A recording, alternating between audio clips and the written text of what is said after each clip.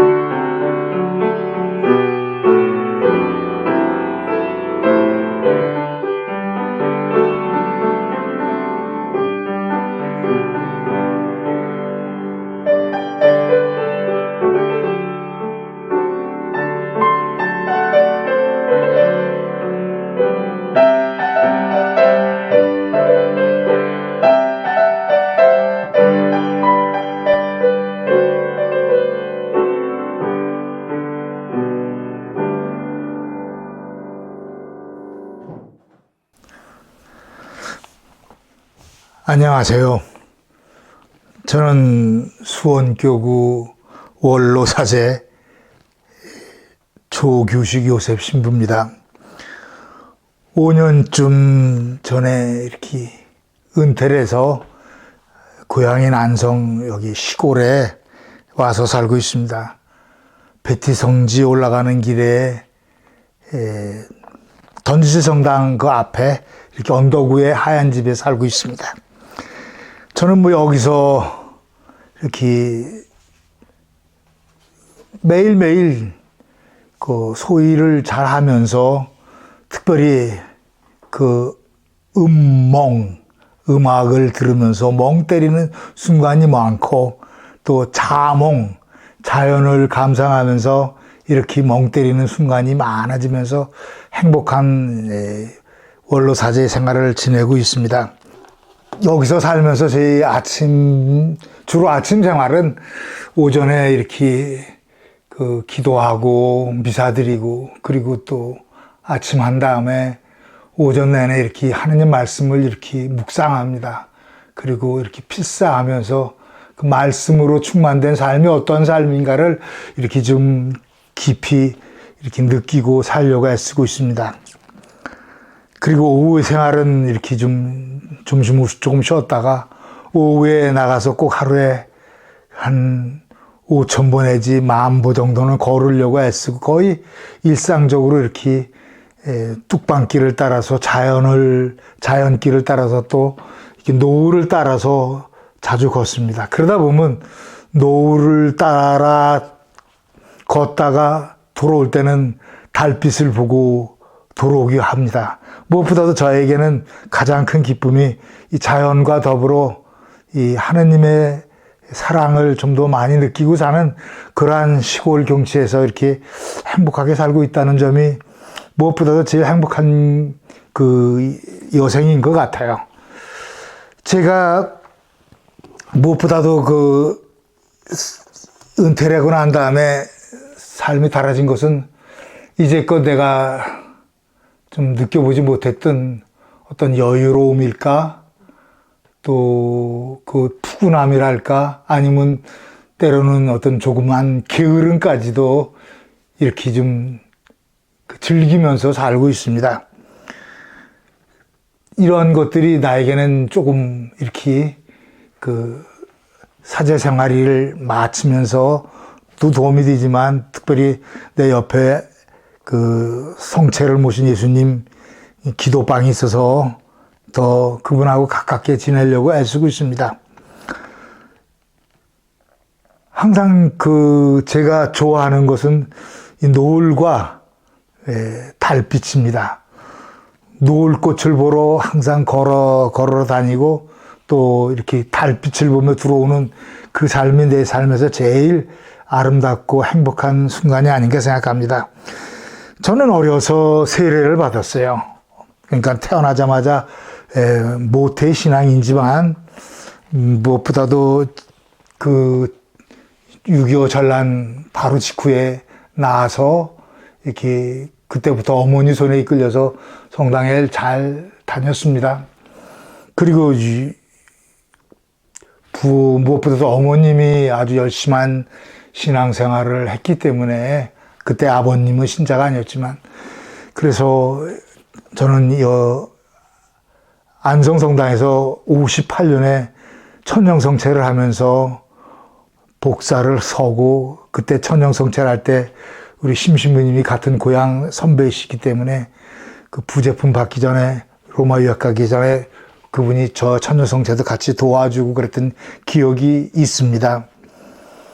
어머님은 무엇보다도 아들이 삼형제인데 그 형님이 신학교에 가려고 해서 갔다가 빨리 이렇게 좀 성소를 접자 그 다음에 이제 저를 택해서 저에게 사제의 꿈을 갖지 않겠느냐고 물어서 어려서 국민학교만 졸업하고 중학교 때 소신학교로 들어갔습니다. 그것이 아마 62년에 졸업하고 63년부터 중학교부터 들어간 것 같습니다. 그런데 저는 이제 신학교 들어가서 중고등학교의 그 소신학교 과정을 이렇게 지내면서 무엇보다도 하느님이 나를 이 길로 부르시는 거는 뭐 이랬건 저랬건 어쨌든 하나의 성소로 이렇게 받아들이긴 하지만 무엇보다도 시골에 사서 있으니까 또 집안에 6남매라 제가 넷째라 위아래로 치면은 이렇게 좀 존재감도 없어지고 그러니까 저는 이제 어려서부터 형님의 뒤를 이어가지고 대타로다가 신부되려는 그런 결심을 어머님이 권고한 것도 있지만 저 자신이 이렇게 많이 이렇게 좀 원했던 것 같습니다. 그래서 국민학교 졸업하고 중학교 1학년 때 소신학교로 가서 사제의 꿈을 갖게 됐습니다. 사제 생활을 시작하면서가 준비되는 여러 가지 그 덕성이나 건강이나 지식을 중고등학교 실정에 맞게끔 이제 공부를 하다가 저는 수신학교에서 이렇게 신부님과 선생님들의 지도하에 이렇게 기숙사 생활을 했지만 무엇보다도 신학교 생활의 그 삶의 모습은 내가 너무 하느님하고 이렇게 좀 동떨어진 삶을 사는 것이 아닌가 하는 생각이 많이 들 때가 많이 있습니다. 왜냐하면 중고등학교 다니면서 기숙사 생활이니까 규율이 엄했고 또 신부님들이나 그 지도 선생님들이 조그만 하면 아주 그냥 60년대 어떤 이렇게 억압적인 그런 교육을 받고 자라서 소신하게 생활하면서 그냥 재미는 있었지만 어떻게 특별히 하느님의 사랑이나 하느님의 그 존재에 대해서 의심을 하진 않았지만 그런 걸 느끼고 살진 못한 것 같습니다. 왜냐하면은 신학교에서 규칙을 안 지켰다고 조금 떠들었다고 또 무지막지하게 그 폭력을 휘두르고 또 몽둥이로 맞은 적이 또 매를 많이 맞은 적이 있기 때문에 지금도 다른 건 몰라도 이렇게 폭력은 사랑이 아니라는 건 틀림없습니다만 이렇게 생활을 하고 했었습니다. 그렇기 때문에 소신학교 다니는 동안 하느님이 사랑이라는 거는 좀처럼 이렇게 깨닫지 못하고 살았습니다. 그러다가 제가 그 소신학교를 졸업할 무렵에는 6년 동안 신학교 생활을 하고 이제 대신학교로 가니까 무엇보다도 그 소신학교에 있을 때 저는 음악을 좋아하고 또 체육을 좋아해서 제 운동장에서 뛰어노는 거, 운동하는 거, 그리고 또 그 뭐 오르간을 치고 또 음악을 하는 거 이런 것들에 관심이 많았고 취미가 많아서 소신학교를 졸업하면서 소신학교 때는 기타를 못 배웠으니까 기타를 배우면 그때는 쫓겨났었습니다. 근데 대신학교 올라가서 이제 기타를 배우고 또 이제 그 오르간도 하고 그래서 어쩌면 그럴 이쯤에 제가 그 이제 68년쯤에 이렇게 군대를 가게 됐습니다. 군대를 가기 직전에 그때 이제 그 심신부님이 그 시골에 계시면서 그 고향 선배 신부님이고 또 저 우리 집하고 잘 알기 때문에 그 시골 고향에 있는데 군대 가기 전에 제가 가지고 있는 그 성소의 위기랄까 어려움이랄까 뭐 그런 것 때문에 이제 신부님하고 상담을 한 적이 있는데 그 신부님이 제 얘기를 듣더니 너는 군대 갔다 틀림없이 다시 신학교에 들어올 것이다. 그렇게 얘기를 하셨습니다. 어쨌든 신부님이 그때 다 저에게 주신 커다란 그 위로는 아직도 이렇게 마음에 많이 남아 있죠. 그럴 쯤에 그때 그 신부님이 그 젠 노래를 이렇게 가져와서 저에게는 아주 신선한 새로운 노래였죠. 기타를 치고 가벼운 복음적인 삶을 기타 치면서 노래하는 그 단순함에 이끌려서 저도 그 노래를 부르기 시작했는데 신부님이 또 기타를 배우고 싶다 그래서 또 기타도 이렇게 가르쳐 주면서 어쨌든 그 노래를 제일 먼저 접한 게 이제 그게 성모영보라는 노래였습니다. 하늘 천사 내려오니 그 이름은 엠마누엘 성모 마리아 이제와 우리 죽을 때 그 노래가 저에게는 처음으로 이 정신을 접하게 됐던 노래 같아요.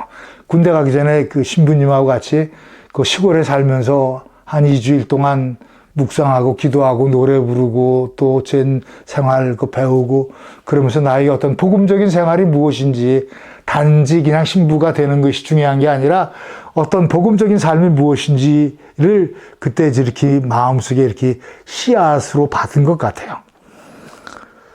그리고 나서 이제 군대를 갔더니만 군대 생활 3년 동안에 어렵고 힘들고 그런 많은 고난 속에서 다시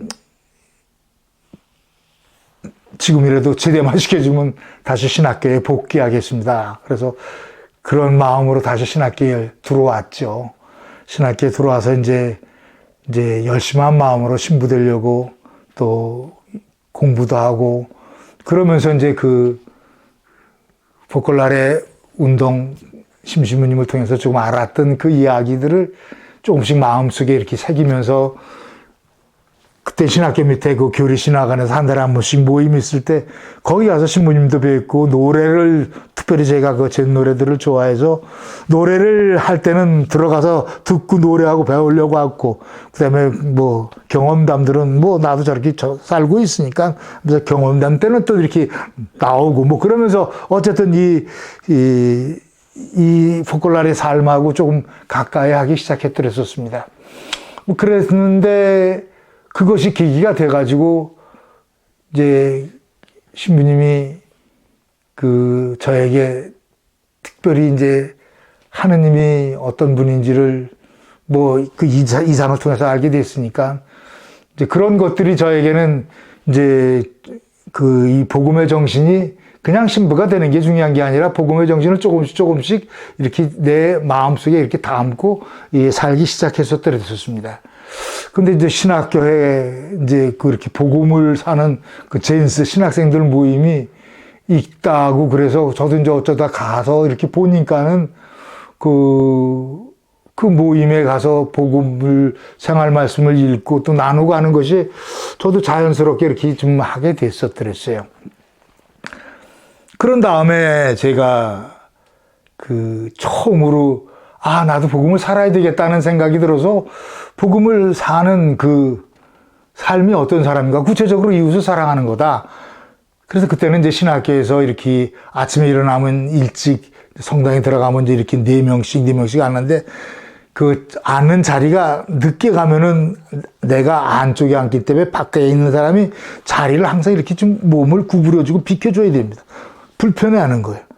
그래서 내가 저거 사랑하기 위해서 내가 쟤보다 5분만 먼저 들어가면 되겠구나. 그래서 그거를 의식적으로 내가 그 이 친구를 사랑하는 마음으로 그 먼저 들어가서 5분 전에 먼저 들어가서 기도하고 있었습니다. 그랬더니 이렇게 첫날은 쳐다보더니 둘째 날은 2번 쳐다보세요. 셋째 날쯤에서 저에게 묻는 거 있어. 너 무슨 일이 있냐? 너 왜 평소에 안 하던 짓 하냐? 그래서 나 복음을 살려고 한다. 그래서 이렇게 이제 그 얘기를 이제 조금만 하고 이제 저는 제 나름대로 살았죠. 그래서 그런 얘기를 이렇게 진스 모임에 가서 했더니만 그렇게 사는 거라고. 그렇게 사는 거라고. 그러면서 조금씩 이 정신에 가까이 가게 됐죠. 근데 그때 제가 이제 그 이상을 접하면서 가장 크게 와닿았던 것은 역시 저는 그때까지 사제가 되는 게, 신부가 되는 게 제 목표였습니다. 근데 신부가 되는 게 목표가 아니라 우리가 사제가 아니라 하느님이 우리의 이상이어야 된다는 그 말을 저는 굉장히 그 이상을 알게 되면서 굉장히 충격적으로 다가왔던 그런 적이 있습니다. 그래서 하느님이 우리의 이상이어야지 사제직이 아니다. 근데 그러한 것을 그때 이제 이 정신과 더불어 진스 모임에 나가서 함께 이렇게 들으면서 또 배우면서 저도 살아가면서 이렇게 알게 됐습니다. 그때 신학교에서 나에게 변화가 왔던 것은 내가 복음을 살아야 되는구나. 그리고 무엇보다도 사제직이 아니라 하느님을 선택해야 되겠구나. 그런 결심을 하면서 이제 이렇게 살게 됐었습니다. 근데 부제품 받기 전에 이제 신학교에서 이렇게 그 심리 이제 테스트 이렇게 받으면서 또 여러 가지 그 심리적인 성격 뭐 등등 해가지고 이제 부제품 받기 전에 이제 그 어떤 검사를 받게 됐습니다. 거기에 이제 제가 좀 부적격하다 그래서 이제 그 신학교를 나가라고 그래서 저는 신학교에서 이렇게 나가게 됐습니다. 그때 깨달은 게 역시 내가 선택한 것은 사제직이 아니라 하느님이니까 뭐 나가도 뭐 상관이 있겠느냐. 그래서 이제 그러한 마음을 가지고 이제 신학교를 나오게 되는데 그게 이제 그 MMPI라고 성격 검사인가 뭐 그런 건데 어쨌든 그래서 이제 부제품 받기 직전에 그러니까 사제 서품을 1년 남겨두고 신학교를 나오게 됐습니다. 그때는 정말 나의 정말 꿈이었던 사제직이 전부 무너졌죠. 내 삶에서 가장 고통스럽고 어려웠던 순간이 아마 그때가 아니었나. 내가 생각했던 모든 것이 이상이 무너져 본 그런 경험을 저는 처음으로 갖게 됐습니다. 그러나 한편으로는 내가 선택한 것이 이 포컬러의 정신을 통해서 좀 더 하느님을 선택했다는 걸 이렇게 생각하면서 조금 더 뭐랄까 위로를 받았다랄까 아니면 좀 여유가 있었다랄까 그런 삶이 저에겐 계속 됐죠. 그래서 제가 이렇게 신학교에서 나와가지고 이제 뭐 나이가 들었으니까 직장을 가져야 된다고 생각이 들어서 이제 교사 자격증이 있기 때문에 서울에서 교사로서 이제 그 시험을 뭐 교사 순위고사죠. 그걸 보고 있다가 서울에서는 이제 안 됐고 이제 경기도에서도 또 이렇게 강원도에서도 이렇게 이제 하다가 어쨌든 여기 고향 근처에 그 우리 가톨릭 재단 학교에서 와서 고등학교 선생을 좀 하라고 그래서 그쪽으로 와서 하게 됐습니다. 그래서 1년 동안 고향에 가서 고등학교에 가서 나중에 내가 선택한 길은 이 길이 아니고 또 하느님이 나를 이렇게 좀 불러줬었으니까 또 다시 하느님의 길이 있지 않겠나 싶어서 하느님이 나를 어떤 길로 부르는지 확실히 모르니까 내 성소가 무엇인지를 알기 위해서는 당분간 이렇게 한번 좀 생각을 해봤으면 좋겠다 싶어서 이제 그 학교에 가서 1년 동안 교편 생활을 했습니다. 교편 생활을 하면서 이렇게 뭐 중학교 때부터 정말 신학교 들어가서 세상과는 담 쌓고 살다가 이제 새로운 이 세상을 보면서 살으니까 전혀 또 다른 세상이 있고 또 내가 원하지 않든 어떤 세상 한가운데서 살아가야 되는 삶이 어떤 삶인지를 알게 됐습니다. 그래서 이제 그런 것들이 저에게 이제 그 1년 동안 이 교편 생활을 통해서 내가 그래도 다시 나이 30이 될 때까지 한번 내 길을 다시 도전해 봐야 되겠다 싶어서 이제 그 길을 걸어가기로 하고 아직은 시간이 있으니까 좀 여유를 갖자 그래서 그 길을 이렇게 가게 됐습니다. 제가 어렸을 때는 뭐 신학교 들어가기 전부터 성당 주변이 내 놀이터였고 성당이 그 학교하고 바로 이웃이었기 때문에 아주 저기는 잘 알고 또 친숙한 곳이었죠. 근데 그런 어려운 시절과 고등학교 교사 생활을 하면서 하느님께서 나에게 주신 길이 어떤 길인가를 다시 한번 생각하게 돼봤는데, 신학교에서 나왔으니까, 신부가 될 수 있는 길은 막혔죠.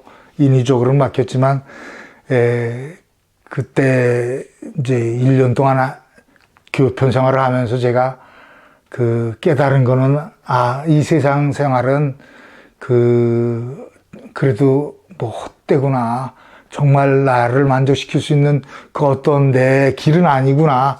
내가 사제성소의 길을 택했는데 이 교사 생활도 물론 괜찮긴 하지만 이 길로 그냥 가다가는 그냥 평범하게 다른 사람과 똑같이 결혼 생활하고 이렇게 해서 할머니 것이 나한테 무슨 의미가 있을까 이런 고뇌도 많이 하고 이렇게 살았습니다. 그러면서 내 길이 이 길이 아닌 것 같기도 하고 그래서 어쨌든 그러면서 이제 그때 우리 젠스 때 만났던 그 신부님과 또 한 분 신부님하고 같이 이제 그런 기회를 이렇게 보고 이렇게 얘기하다가 한번 계속적인 이제 만남은 있었기 때문에 여름엔 그런 복음을 사는 사람들이 모여서 3박 4일 모여가지고 함께 경험을 나누고 복음스럽게 삶을 나누고 노래도 부르고 캠핑도 하고 그런 모임에 따라서 가게 됐습니다. 이름하여 마리아볼리라고 그러죠. 그래서 76년에 춘천 마리아볼리를 갔는데 저는 거기 가서 너무나 아름답고 멋있고 신나는 그 공동체의 모습을 정말 살아있는 공동체의 모습을 보고 왔습니다. 저는 너무나 아름답고 좋았기 때문에 얼마나 거기서 눈물을 흘리고 왔는지 모릅니다. 왜냐하면 거기에 내가 잤던 삶이 있었기 때문에. 그래서 저는 다시 이 사람들을 위해서만이라도 내가 사제가 될 수 되고 싶다는 그런 열망과 그런 가능성을 갖고 싶었습니다. 그래서 이 길로 가야 되겠구나 해서 제가 다니던 그 사제 교사의 길을 좀 정리를 하려고 해서 1년 동안 교사 생활을 했던 걸 정리하고 저를 위해 만든 그 신부님이 다시 사제의 길을 갖기 위해서 그 다음 해에 이렇게 로마의 사제학교에 갈 수 있는 꿈을 저에게 심어주셨습니다. 그래서 1년 동안 교사 생활을 하면서 이렇게 정리를 하고 이제 사제학교를 갔습니다. 복음을 사는 신부 신학생들이 전 세계에서 모여와서 함께 복음을 사는 삶이 신학만 배우는 게 아니라 정말 복음적인 삶을 사는 배움이 어떤 건지를 이렇게 보고 배우고 그러는 그 삶이었기 때문에 저는 다시 어쨌든 이 길을 가기로 약속을 했습니다. 물론 그 당시에 이제 제가 가정을 꾸려야 되는 그런 막중한 정말 어려움이 있었고 집안에는 또 일해서 돈을 버는 사람이 없었기 때문에 제가 집안에 도움이 돼야 되는데 그것을 박차고 나간다는 게 어려웠지만 그때 누구든지 나를 따르려고 하거든 자기 부모나 형제나 심지어 토지까지도 모든 걸 버리지 않으면 나의 제자가 될 수 없다는 그 말씀이 저에게는 실질적으로 정말 부모님을 버리고 다시 그 길로 이렇게 나갈 수 있었습니다. 사제학교에 가서 이렇게 다른 전 세계에서 모여온 신부신 학생들과 더불어 함께 생활하면서 내가 정말 사랑을 받고 살으니까 정말 좋더라고요. 근데 보니까 정말 내가 얼마나 뭐가 났는지, 내가 얼마나 부족한지, 내가 얼마나 잘못 살고 있는지, 내가 사랑을 받으니까 내가 누구인지를 알게 된 거예요.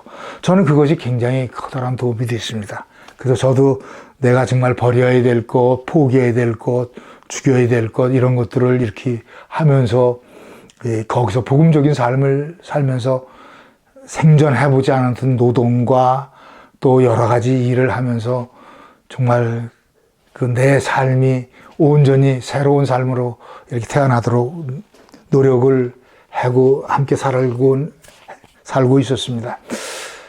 그러다가 사제학교에 간 지 한 6개월이쯤 지났을 즈음에 저에게는 정말 천국과 같은 생활이죠.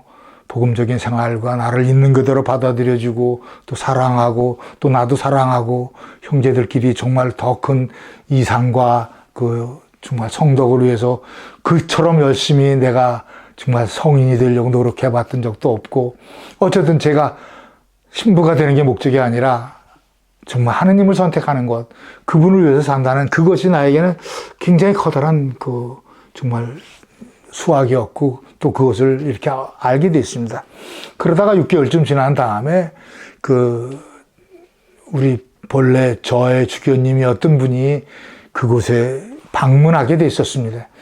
그래서 주교님이 저를 알아보시고 주교님과 이렇게 대화를 나누고 한 30분 동안 이렇게 그동안 제가 살았던 그 사제학교에서 삶을 얘기하고 많이 이제 이렇게 들으시고 또 대화를 하다 보니까 주교님이 참 너 많이 변했구나. 너가 이렇게 변하고 너가 이렇게 사제생활의 길이 이렇게 아직도 그런 게 있다면 교구로 들어오면 내가 사제가 될 수 있도록 이렇게 해주겠다. 그 말씀을 듣고 저는 그러려니 별로 중요시 않게 생각했다가 그 주교님과 있었던 그런 모든 얘기를 책임자 신부님과 함께 이렇게 얘기했더니만 어쩌면 이게 너가 다시 사제 성소를 받을 수도 있는 길이 열리는지도 모르겠다. 구체적으로. 그래서 저희가 이제 그 사실을 두고 이렇게 다시금 이 교구로 들어올 수 있는 길이 열리게 됐습니다. 근데 그때 어쨌든 그날 다른 건 몰라도 제가 하도 기뻐가지고 그러한 일련의 일들이 정말 하느님이 나를 이 길로 부르시는 거 아닌가. 그래서 꿈을 꿨는데, 잠꼬대를 했는데, 이태리 말로 잠꼬대를 하더라는 거예요. 6개월밖에 안 됐는데, 그래가지고, 내가 정말 하느님을 선택했다는 이것이 정말 그분이 나를 선택했다면 그분이 나에게 구체적인 뭔가를 주셔야 되는데, 그런 그 사인이 바로 이것이 아닌가 생각해서, 거기서 제가 2년 반 동안을 계속해서 있으면서 그곳에서 제가 주교님이 오셔서 부제품을 주셨습니다.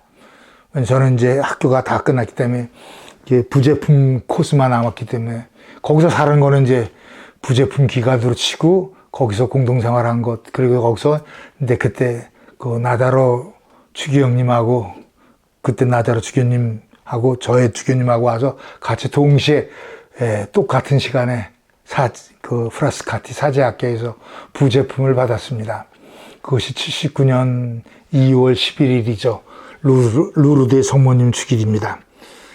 그래서 저는 그 사제학교를 이렇게 2년 반 동안 이렇게 하고, 정말 저에게는 평생 잊을 수 없는 좋은 경험이죠. 아름답고, 정말 내가 이렇게까지 낮아지어야 되는가? 내가 이렇게까지 정말 복음을 살아야 되는가?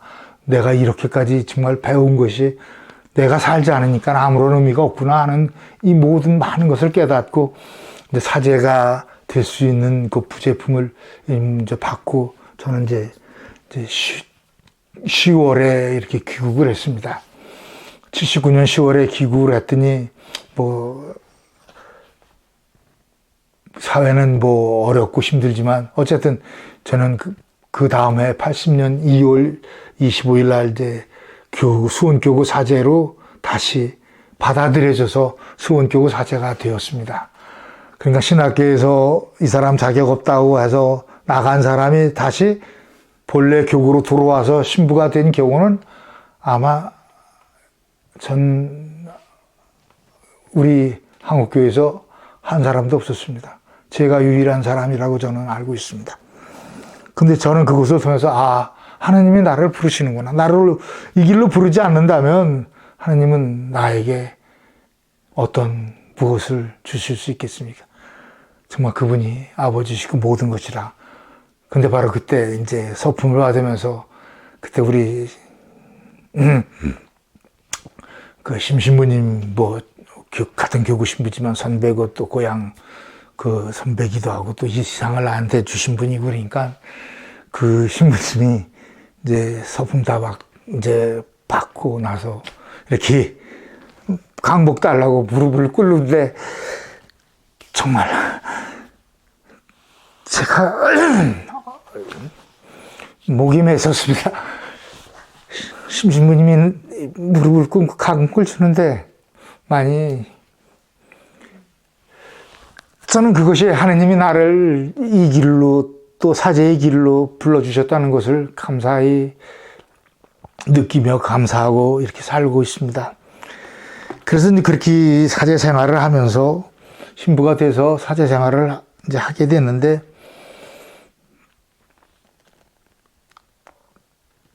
보좌 생활을 2년 했죠. 보좌 생활을 2년 하면서 무엇보다도 이제 그 청년들하고 또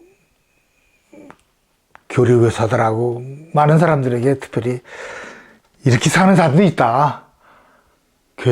가톨릭 교회가 이런 모습만이 아니라 이렇게 젊고 발랄하고 신나고 생기 있고 이런 모습이 있는데 그래서 저는 그 젊은이들을 이렇게 좀 함께 뽑아서 이제 이렇게 마리아 폴리도 데리고 가고 그래서 청년들도 데리고 가고 또 그러면서 이제 이 복음의 정신이 정말 무엇보다도 이렇게 살아야 된다는 걸 그랬던 걸 제가 많이 이렇게 했던 것 같아요. 그래서 보좌 신부 시절에는 자주 그 모임에 나가긴 했지만 무엇보다도 이제 내가 처한 위치에서 복음적인 삶을 청소년들에게 줘야 되겠다는 그런 신념하에 이 모임을, 이 운동을 많이 이렇게 얘기를 했습니다. 그리고 나서 적어도 내가 살아온 경험을 얘기할 때마다 항상 하나님이 어떻게 나를 통해서 당신 길을 가는지 또 여시는지 이런 거를 이제 보게 됐고 무엇보다도 이제 제 삶을 통해서 알게 모르게 그 신부가 되려는 꿈을 가진 사람도 나중에 알게 돼 있고 또 수녀가 된 그런 삶을 가진 사람들도 이렇게 많이 알게 됐습니다. 근데 역시 하느님은 나를 그렇게 부르시면서 특별한 모습으로 쓸 때가 있는 것 같아가지고 내가 적어도 그 신부 생활을 하면서 항상 어렵고 힘들 때마다 제일 먼저 나의 가족이 되는 형제 신부들이 있었기 때문에 저는 이러한 어려움을 잘 이겨낼 수 있었다고 생각이 듭니다. 신부 돼서 초기부터 보좌 신부 때부터 어쨌든 월요일은 쉬는 날이기 때문에 우리 이상을 사는 신부님과 만나서 얘기하고 꼭 모임에 가고 그러면서 같이 운동도 하고 놀고 먹기도 하고 했지만 제일 중요한 건 역시 그 형제들 간의 그런 그 일체의 삶을 거의 제가 이렇게 빠지지 않고 나갔던 것 같아요. 근데 제가 이렇게 사제 생활을 하면서 보니까는 정말 많은 경우에 우리가 이 가장 핵심적인 그 사랑의 삶을, 복음의 삶을 가르쳐 주지 않으면 전부 부수적인 것이 더 중요한 것처럼 여겨져서 그것만을 위해서 사는 그런 삶을 너무 많이 봐요. 그래서 복음적인 삶을 가르치는 건 그것이야말로 가장 크게 사제직의 그 삶을 잘 살아가는 것이겠구나. 그래서 어쨌든 그러려면 제일 중요한 게 우선 사제들끼리 그 일체의 삶을 살아야 된다고 생각이 들었습니다. 그래서 그 일체의 삶을 산다는 게 결국 만나는 건데, 그래서 어떤 때는 한 달에 2번, 3번 이렇게까지도 만나면서 우리들끼리 일체의 삶을 나누고, 또 그 신부님이 그 같은 이상화 사는 신부님 저쪽 용문에서 있으면 내가 장원에 있고, 그러면 대전에 우리 또 유 신부님 있을 때는 거기 만난다 그러면 1시간 반 차 타고 가서 또 1시간 반 가고, 그러면서 그 생활을 마다하지 않고 했었습니다. 왜냐하면 일체의 삶이 중요했기 때문에. 일체의 삶은 무엇보다도 일체는 자꾸만 우리가 하나가 되려는 노력을 해야 되기 때문에 그렇죠.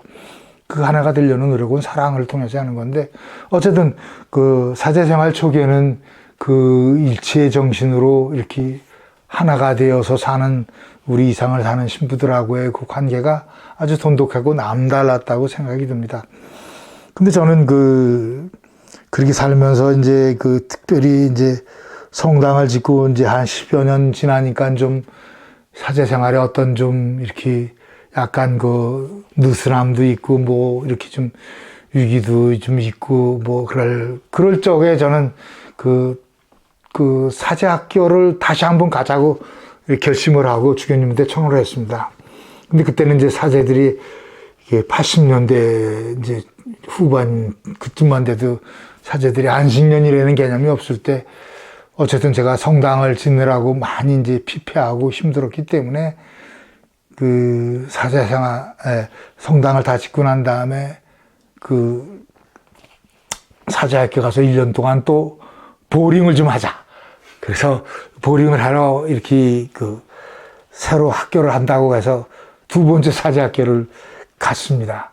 그것이 이제 91년인데, 그러면서 이제 본당운동 책임도 맡아서 그 운동도 열심히 하고, 또 그러면서 무엇보다도 내게 사제학교에서의 그 체험이 정말 2번째 사제학교는 훨씬 더 힘들었습니다. 왜냐하면 저는 사제학교만 지금 한 4번인가 그랬어요.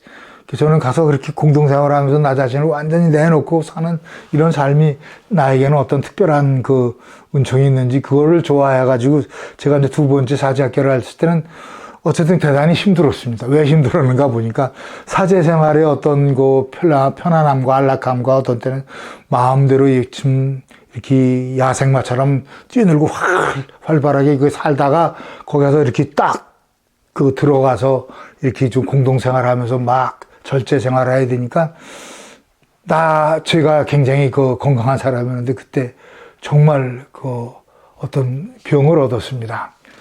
아주 그냥 급성 이게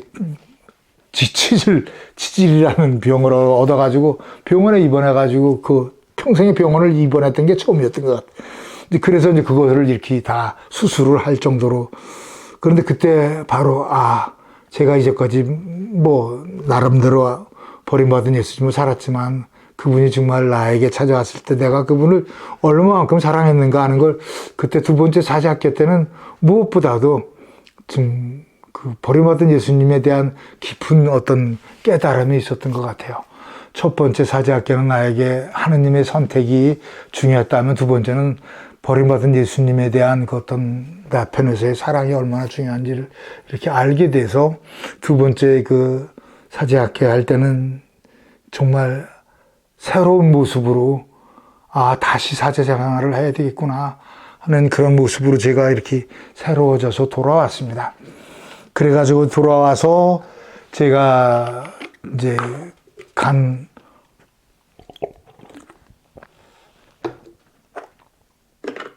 성당이 남한서성 밑에 있는 신흥동 성당이었었는데 우리 배신부님 바톤 터치를 했죠. 배신부님 또 사제학교로 가고 나는 그 성당으로 가고 해서 거기서 또 이렇게 사제생활을 계속해 나갔죠. 그러다가 이제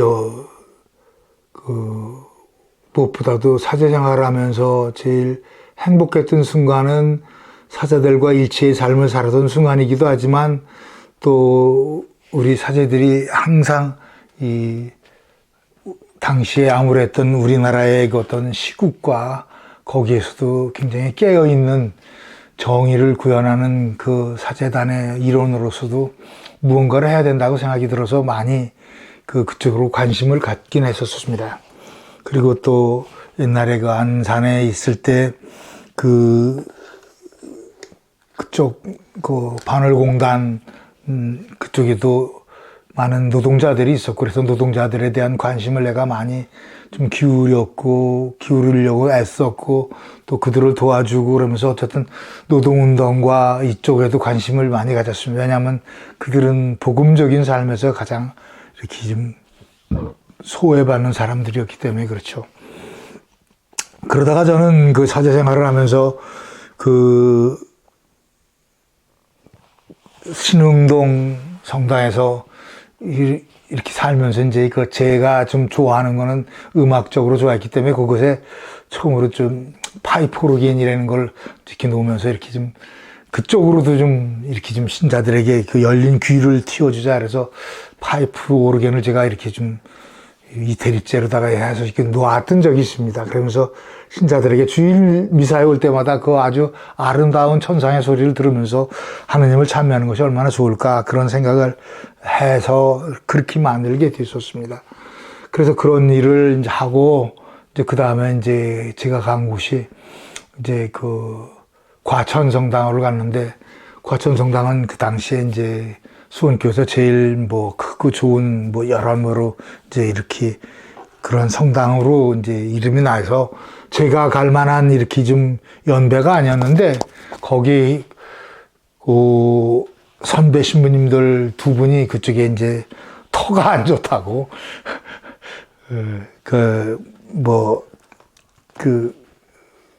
그러니까 어쨌든 좀 거기 건강한 신부님이 가셔야 되는 이유가 먼저 선배 신부님들이 두 분이 거기서 이렇게 쓰러지셔가지고 거기는 좀 드세기도 하지만 수맥을 탄다 뭐 그런 쪽으로도 본당 성당 사제관이 그렇고 그래서 이제 어쨌든 그 당시에 제가 제일 건강한 사람이라도 저를 떼켜가지고 주교님이 거길 보냈습니다. 근데 뭐 일도 많지만 뭐 드센 사람도 많고 똑똑한 사람도 많고 잘난 사람도 많고 등등 이렇게 그곳에 사목을 하면서 어쨌든 거기도 재밌게 잘 했습니다. 그러면서 이제 이렇게 제 삶을 이렇게 돌아다 보니까 그 사제 생활을 하는 것이 그러면서 계속 이상을 사는 신부들하고 만나서 또 나누고 피정도 하고 같이 활동도 하고 본당 운동도 하고 또 이렇게 열심히 살으면서 정말 그 사제로서 사는데 사제가 복음을 살면서 살 때는 그 향기가 드러난다고 그래서 특별히 그 강론을 참 잘 준비해서 해야 된다는 생각에 항상 내가 복음적인 삶에서 내가 사는 이야기를 먼저 하려고 했습니다.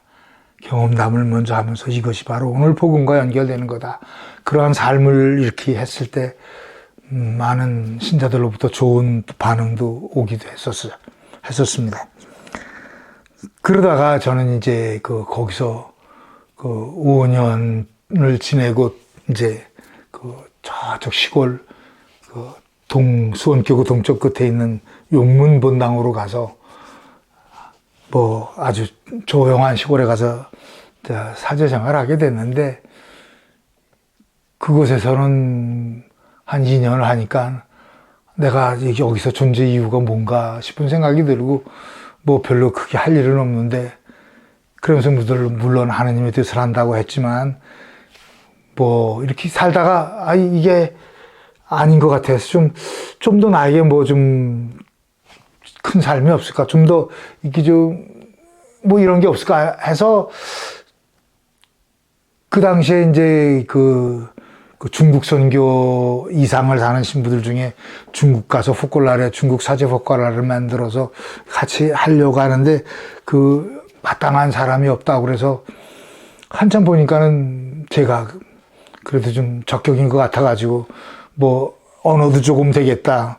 좀 건강하겠다. 또 어딜 가도 굶어 죽지 않는 또 이렇게 친분 관계가 있겠다. 또 사람 사귀는 것들. 그러니까 나가 제일 적격인 것 같다고. 그래서 제가 자원을 해서 그 중국 선교를 간다고 해서 그 또 용문에서 한 2년 있다가 제가 마카오로다가 사제 포클라를 형성하기 위해서 마카오로 떠났습니다. 떠나기 전에 이제 또 한 번 사제 학교를 했습니다. 왜냐하면 저는 이렇게 내 사제 생활에 어떤 커다란 텀이 있을 때마다 나 자신을 비워놓고 또 광야의 체험을 하기 위해서 저는 항상 사제 학교를 그런 식으로 생각을 했죠. 그래서 사제 학교에 광야의 체험을 해서 또 적어도 3개월간 거기 가서 생활하면서 다시 자신을 이렇게 되돌아보고 또 추스리고 또 반성하고 회개하고 그런 삶을 다시 갖게 됐죠. 그러다가 중국 마카오에 가서 전혀 다른 삶과 언어와 사람들을 만나고 문화를 만나니까 이게 또 쉽지는 않더라고요. 근데 봐서 그때 나이가 60이 얼마 안 될 60일 몇 앞에 두고 있었는데 그 체력적으로도 좀 힘든 것도 있고 그래서 어쨌든 그렇게 가서 홍콩을 통해서 마카오로 가서 거기에 우리 이상을 하는 신부들이 또 필리핀 마닐라에서 와가지고 홍콩에서 만나가지고 같이 사제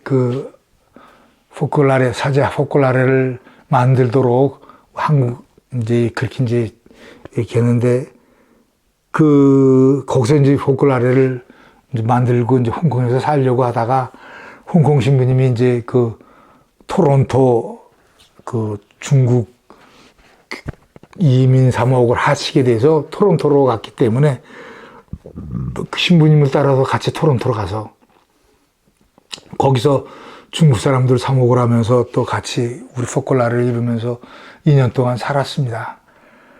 그것이 제가 토론토로 가서 2년 동안 살면서 또 거기서 나름대로 포클라레 생활하고 또 거기 본부에 가서 또 모임하고 거기도 마리아플리도 가고 그러면서 어떤 캐나다에서 하는 그 이상의 생활은 어떤 건지도 또 경험하게 됐고 그렇게 살다 보니까는 또 역시 이상 안에서 살았던 것만이 나에게 남는 것 같아요. 그리고 나서 이제 2년 반 살다 보니까는 중국 본토는 열리지 않고 중국 이제 본토로 들어가야 되는데 거기는 중국 사람 아니면은 중국 사람에게 복음을 전할 수 없기 때문에 다른 외국인들은 들어가기가 어렵죠. 그래서 그때 이제 다시 사제본부에서 그럼 너 교구로 그냥 돌아가라 그래서 한 3년 동안 돌아다니다가 교구로 들어와서 또 교구 신부 생활을 계속하게 됐습니다. 그래서 교구 생활을 시작하면서 또 마지막 성당이 될지도 모르는 이제 그런 삶이 이제는 되겠다 싶어서 그때부터는 좀 더 이렇게 많이 준비하고 좀 더 이제 60이 이제 넘어가니까는 좀 더 이렇게 좀 사제 생활에 뭔가를 좀 이렇게 좀 정리를 해야 되겠다 싶어서 이제 그런 얘기를 이렇게 좀 하면서 사제 생활을 다시 시작했죠. 그래서 거기서 사제 생활을 하다가 이제 팽성 대출이 미군 부대에 있는 거기서 살다가 3년 후에 다시 안산 쪽으로 발령이 나서 성유셉 성당에 가서 5년 동안 그것도 이렇게 사목을 하고 했었습니다.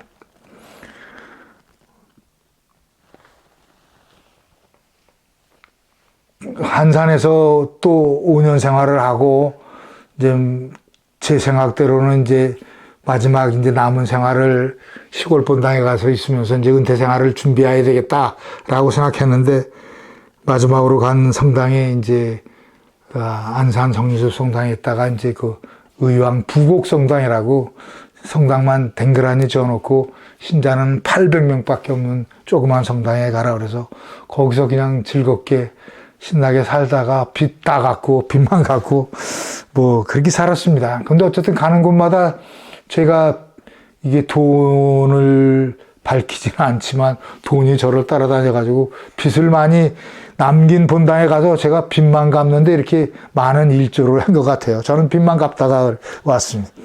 근데 거기 성당에서 이제 빚을 거의 갚고 이제 그 마지막 성당에서 이제 3년 동안 있다가 그 사제 생활을 이제 마무리 해야 될 임시가 와서 요 18년 6월에 은퇴를 하게 됐습니다. 은퇴를 하면서 뭐 제가 하고 싶은 건 한번 해야 되겠다 그래서 저는 제가 후회하지 않는 거 하고 싶은 거 뭐냐, 제가 그 사제 은퇴 생활을 하면서 사제 생활을 딱 총정리하는 음악회를 한번 하겠다 그래서 독창회를 준비해서 독창회를 했습니다. 은퇴 기념 독창회 뭐 그렇게 했는데 지금도 그거는 제가 이렇게 언제나 생각해봐도 제일 행복했던 순간이 아닌가 생각합니다. 근데 은퇴하면서 저는 다시 내가 은퇴 생활을 어떻게 해야 될 건가 그런 삶을 생각해 보니까 또다시 사제학교를 가야 되겠다.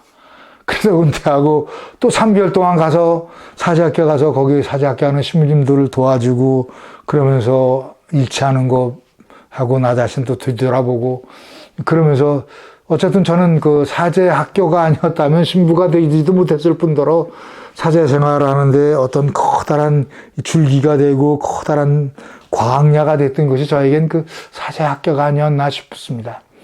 그래서 마지막 사제학교를 하면서 내가 은퇴 생활하면 어떻게 사제 생활을 해야 되는가 이런 이야기들을 내가 좀 이렇게 많이 준비를 좀 해야 되겠다 싶어서 그러기 위해서는 내 자신을 내놓고 무로 사는 것이 그냥 제일 좋은 것 같다 싶어서 이제 거기 가서 마지막 그 사제학교를 그렇게 멋있게 하고 그렇게 잘 하고 왔습니다. 근데 지금도 느끼는 거는 역시 사제학교를 잘 하고 나면은 항상 내게 은총이 있다는 거, 그리고 내가 사제로서 또 한 인간으로서 크리스찬으로서 올바른 길을 걸어갈 수 있는 그런 어떤 훈련을 트레이닝을 시켜주는 것이 사제학교가 아닌가 하는 생각을 합니다. 그래서 저는 이 이상을 살면서 항상 행복했던 순간은 사제학교지만 그러나 그 사제학교에서 가장 또 어려움을 또 고통을 버림받은 예수님을 많이 살았던 것 같습니다. 그렇지만 저는 행복했다고 얘기할 수 있고 지금 이제 그 은퇴하면서 은퇴 생활하면서 뭐 우리가 은퇴가 뭐가 있겠습니까만은 사제로서 살아가는 건 죽을 때까지 살아가는 건데 그러기 위해선 내가 지금도 역시 하느님만이 중요하지 하느님 아닌 다른 것은 아무것도 내가 선택하지 않았다. 그래서 하느님을 선택한 사람은 모든 것을 다 가진 사람이다. 그러니까 하느님만으로 내 만족하리라 하는 그 대대레사 성령의 말씀처럼 그 말씀을 제가 이렇게 마음속 깊이 이렇게 새기고 삽니다.